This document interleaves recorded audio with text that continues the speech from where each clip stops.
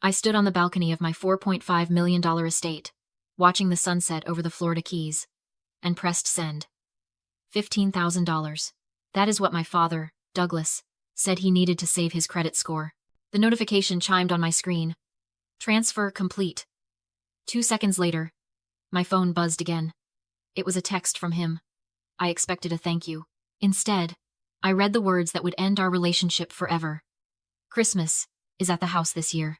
Just real family only. We need the photos to look right for Ashley's new fiancé. Stay in Florida. The cruelty was absolute. He took my money, and then he erased me. Before I tell you exactly how I made them regret that text for the rest of their lives, drop a comment and let me know where you're listening from and what time it is for you right now. I want to see how far this story travels. I didn't scream. I didn't throw my phone into the ocean. I just stared at the screen, letting the silence of my empty house settle around me. My name is Bella. I am 29 years old, and in that moment, standing on the marble floor of a house my father didn't know existed, I finally understood my role in this family. I wasn't a daughter. I was an asset class, a diversified portfolio. My father, Douglas, hadn't raised a child. He had managed a high-yield retirement fund. For 20 years, I had been trained to believe that love was a transaction. If I got straight, as I earned a smile. If I stayed quiet, I earned peace. And if I paid off his $15,000 credit card debt, I earned the right to be acknowledged. But I had miscalculated the exchange rate.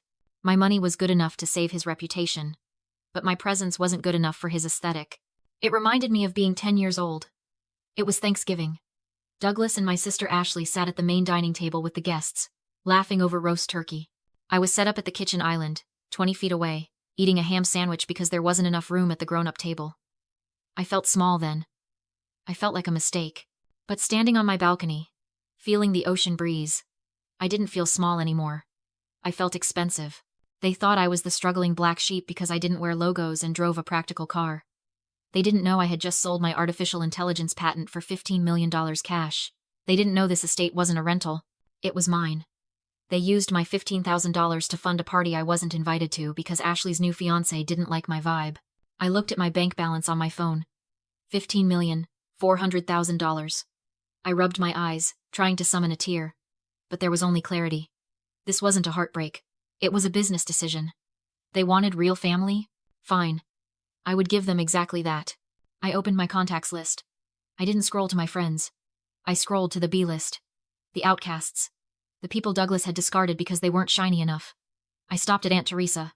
Douglas had banned her from family holidays 3 years ago because she got divorced, and he said her depression was ruining the vibe. She was living in a studio apartment in Ohio, probably freezing. Then I found the Millers. The old neighbors Douglas had sued over a fence line dispute just to prove he was powerful. I didn't hesitate. I didn't worry about the cost. I started booking. First-class tickets. Private car service to the airport. I wasn't just throwing a party. I was assembling a jury. I texted Teresa. Pack a bag. You're coming to the beach. And bring your swimsuit. Christmas morning broke over the Gulf of Mexico like a promise kept. I checked my weather app. In Minneapolis, the temperature was -20 with a wind chill that could freeze exposed skin in minutes. The news alerts said the power grid was flickering under the strain of a historic blizzard. I imagined Douglas in his drafty living room, wearing 3 layers of cashmere, trying to convince Ashley that the heating system was rustic rather than broken. Here on Sunset Key, the thermometer read 82 degrees. The air smelled of salt and jasmine. I walked out to the pool deck where my guests were already gathering. Aunt Teresa was there, reclining on a white chaise lounge. I had sent a stylist to her room that morning, and she looked transformed. The woman Douglas had called dowdy and depressing was wearing a silk caftan and oversized sunglasses.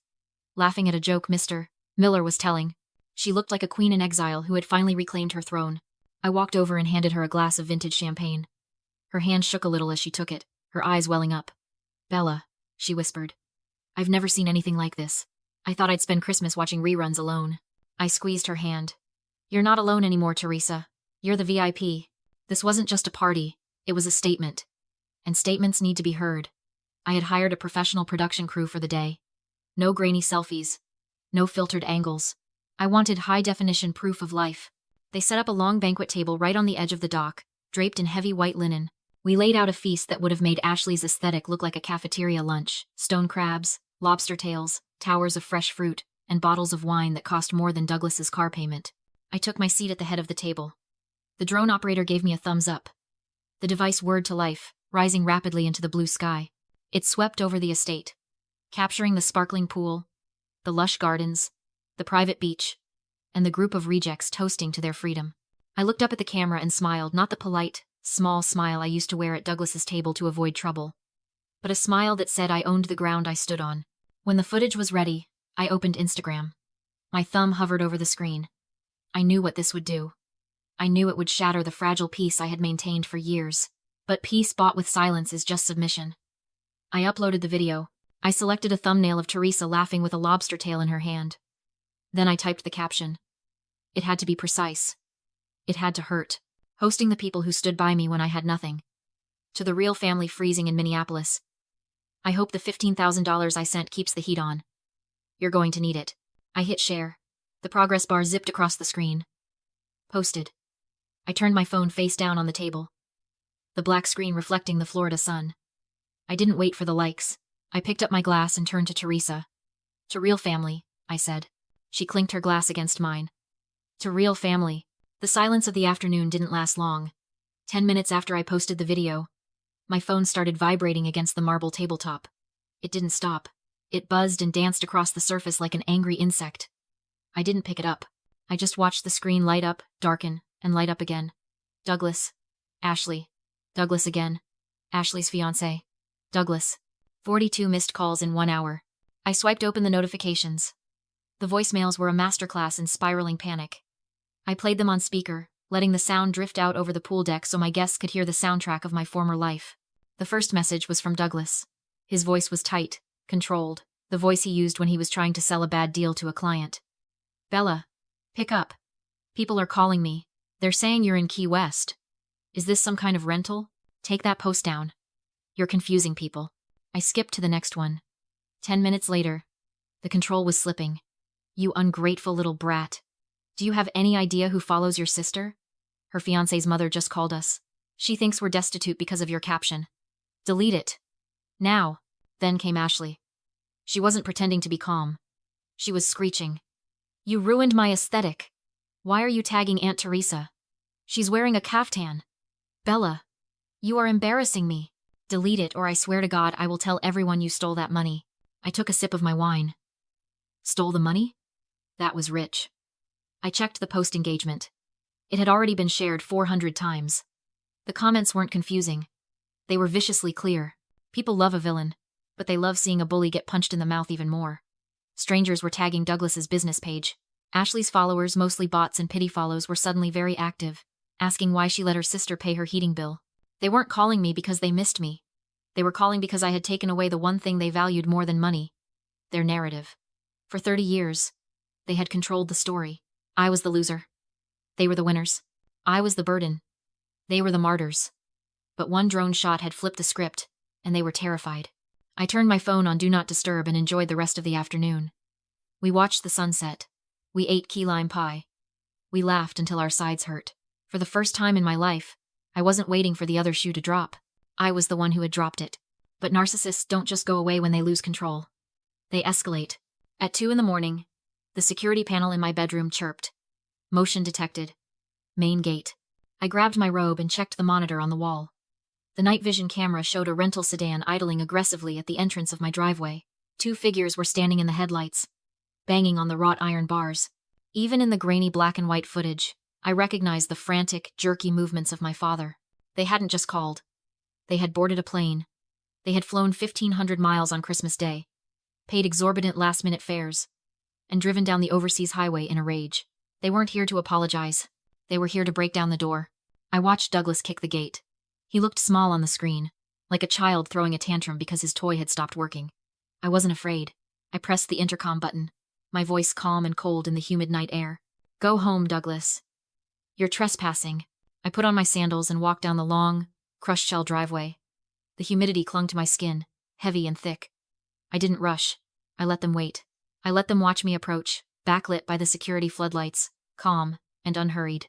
When I reached the gate, Douglas was gripping the wrought iron bars so hard his knuckles were white. He looked deranged. His travel clothes were rumpled, his face slick with sweat. Open this gate, he screamed, shaking the metal. You think you can humiliate us to the whole world? I am your father. You owe me this house. You owe me everything. I stopped 5 feet away, just out of reach. I looked at him. Really looked at him.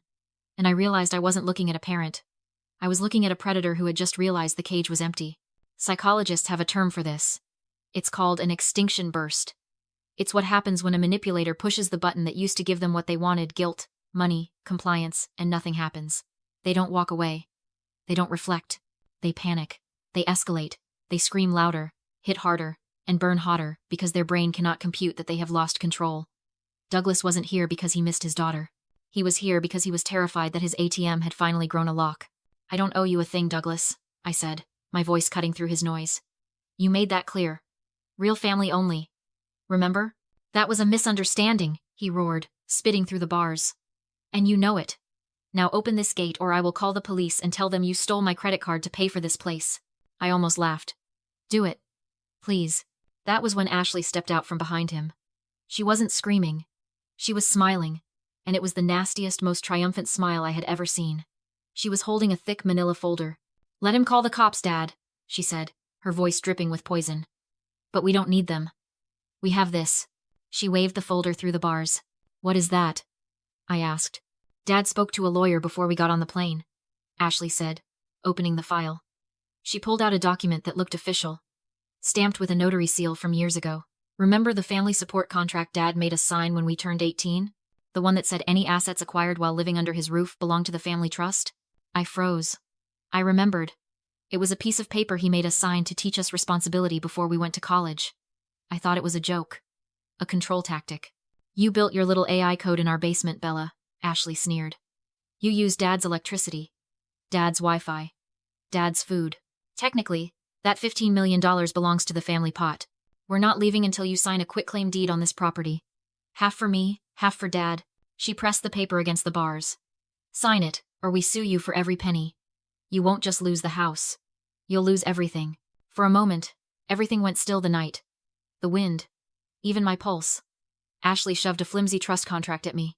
Signed when I was 17. Certain it meant she owned my life. She smirked. Checkmate. Open the gate.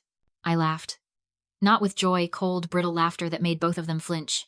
You really flew down here with a contract signed under duress, thinking it overrides federal law, I said. But you made one mistake. You thought I was playing defense. I pulled out my phone.